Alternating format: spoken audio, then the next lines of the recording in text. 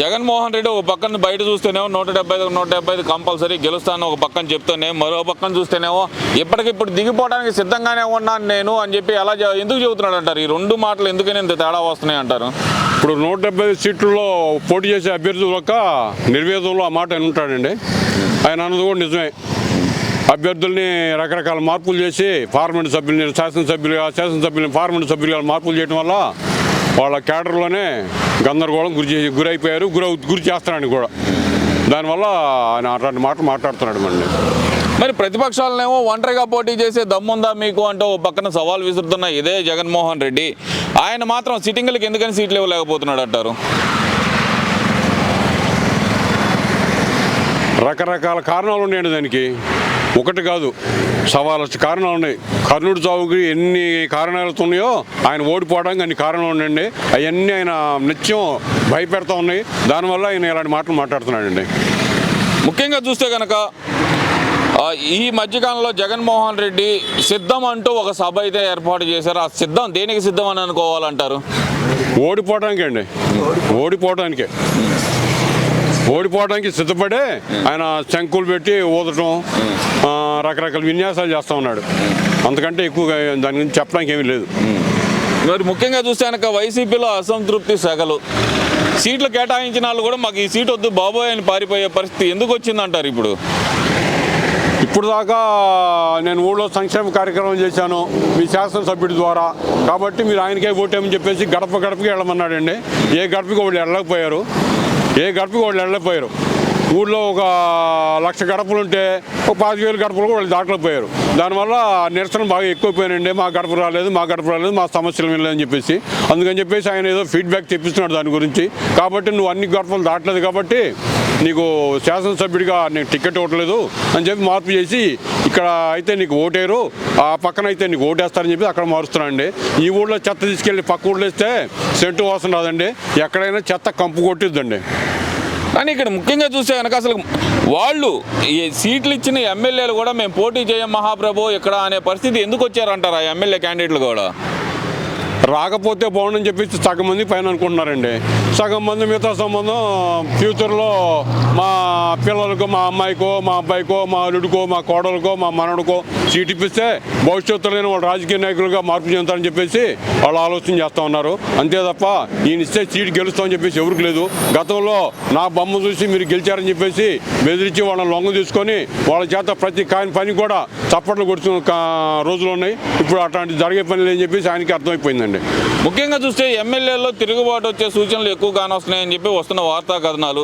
నిన్న చూస్తే ఒక ఎమ్మెల్యే నీ గ్రాఫే బాగాలేదు జగన్మోహన్ రెడ్డి గారు మీరే చూసుకోండి అంటూ ఆయన చేసిన వ్యాఖ్యలు చేశారంటూ కొన్ని వార్తా కథనాలు బయటకు వస్తున్న పరిస్థితి చూసాం. అంత ధైర్యంగా ఎవరు మాట్లాడగలిగి ఉంటారో, అసలు ఏం జరిగి ఉండిద్ది అంటారు అక్కడ? ఇప్పుడు ఎట్లా ఉంటుందంటే చావు భయం అండి. పిల్లిని కూడా గదిలేసి కొడితే పుల్లాగా మారిపోతుందని చెప్పేసి సామెత ఉంది కదా, అదే మాదిరి ఇప్పుడు జరుగుతుంది వైసీపీలో. అంటే ఎమ్మెల్యేలు అందరూ తిరగబడే పరిస్థితి వచ్చేసింది అంటారు? అందరూ తిరగబడతా అనుకోవటానికి లేదండి.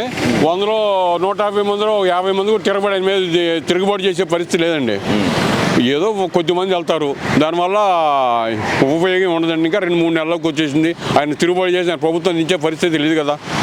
ముఖ్యంగా చూస్తే కనుక నిన్న పెద్దిరెడ్డి మీద అదే ఏరియాకి సంబంధించిన ఎమ్మెల్యే ఆదిమూలం చేసిన కామెంట్లను అసలు ఎలా చూడాలంటారు? అదంతా కావాలని వాడు వైరల్ చేసినట్టుగా ఉందండి. మేము ఎమ్మెల్యేని చీఫ్ మినిస్టర్ తనబోయాడు, వైవి సుబ్బారెడ్డి ఆపాడు, ఇట్లాంటివన్నీ. ఎందుకంటే ఇంకొకళ్ళు తిరుగుబాటు చేయడం కోసం ఇట్లాంటివన్నీ వీడియోలు వైరల్ చేసి వాళ్ళే పబ్లిక్ వదులుతారండి. అసలు పెద్దిరెడ్డి మీద ఎమ్మెల్యే ఆదిమూలం చేసిన ఆరోపణలు ఇన్ని వేల కోట్లు ఎలా సంపాదించావు నువ్వు అంటే ఆయన చేసిన కామెంట్లను అసలు ఎలా చూడాలంటారు? యథార్థం కదా, సంపాదించుకొని మాట యథార్థం కదా. ఒక 15 సంవత్సరాల క్రితం అయినా ఒక మోటార్ బైక్ వేసుకుని తిరిగాడు తిరుపతి పట్టణంలోనూ వాళ్ళ కాన్స్టిట్యూషన్లోనూ మోటార్ బైక్ వేసుకుని తిరిగాడు. ఆయన పరిస్థితి ఏంటి?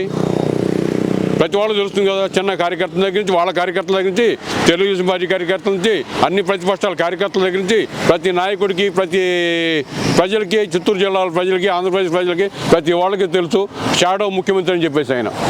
మరి ఇక్కడ మరో విషయం చూసుకుంటే నేను అదే పెద్దిరెడ్డి మాట్లాడుతూ చంద్రబాబు నువ్వు ఎక్కువ మాటలు సరిగ్గా మాట్లాడకపోతే రాళ్ల దాడి రిపీట్ అవుతుంది అంటూ ఆయన చేసిన వ్యాఖ్యలను ఎలా చూడొచ్చు అంటారు? ఆల్రెడీ చేస్తున్నారుగా. దానికి ఉదాహరణ రాత్రి కన్నా లక్ష్మణ్ మీద దాడి చేశారండి పల్నాడులో. అలా కాదు, పోయినసారి కూడా చూస్తే కనుక పెద్దిరెడ్డి ఇలాకాలోనే చంద్రబాబు నాయుడు గారి మీద దాడి, మళ్ళీ ఇప్పుడు కూడా రాళ్ల దాడి తీరుతుంది నీ మీద అంటూ ఇచ్చిన వార్నింగ్ని అసలు ఎలా చూడాలంటారు? ఒక రాళ్ల దాడే కదండి, వాళ్ళు రకరకాల కుట్రలు చేస్తారు, ఓటర్ల లిస్టును తారుమారు చేస్తారు, అధికారులని లోపరుచుకుంటారు, ఎలక్షన్ కమిషన్ లోపరుచుకుంటారు.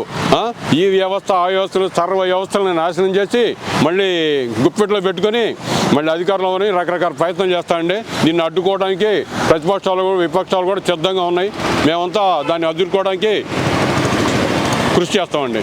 మరీ ముఖ్యంగా చూస్తే కనుక వాలంటీర్లు కూడా మన వాళ్ళే అని చెప్పి చివరికి ముఖ్యమంత్రి కూడా అన్న తర్వాత ఎలక్షన్ కమిషన్ దీని మీద ఎందుకని చర్యలు తీసుకోలేకపోతుందంటారు?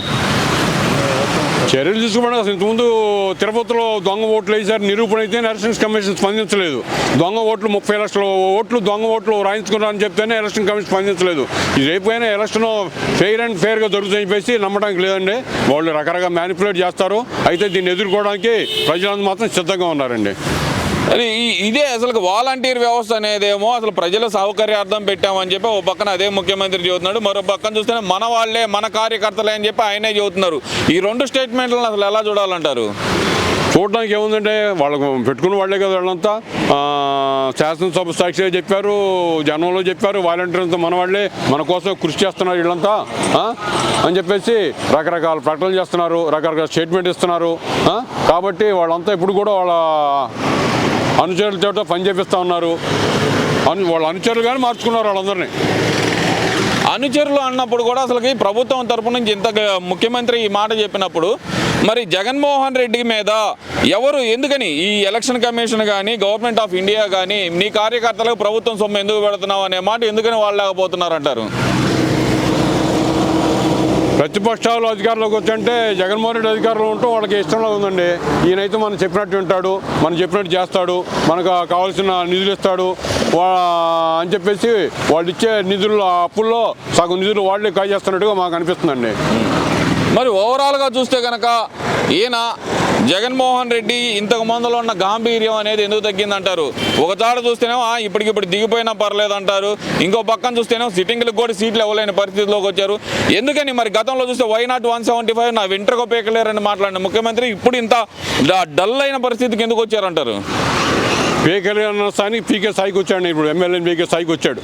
ఒకనాడు ప్రతిపక్షాలు నన్ను ఎవరు పీకలేడు అన్న స్థాయి నుంచి వాళ్ళ ఎమ్మెల్యేని పీకే స్థాయిని దిగజారిపోయాడండి. మరి చివరికి ఏం జరుగుతుందంటారు? వై నాట్ 175 అన్న ముఖ్యమంత్రి గెలిచే అవకాశం ఉందంటారా, లేదంటే ప్రతిపక్ష కూటముల్లో కూడా ఈ మధ్యకాలంలో చిచ్చు రేగింది అని చెప్పి ఒక ప్రచారం అయితే జరుగుతుంది, ఈ చిచ్చు ఆరిద్దంటారా, లేదంటే ప్రతిపక్ష కూటములు కూడా ఒంటరిగా పోటీ చేసే అవకాశం ఉందంటారా?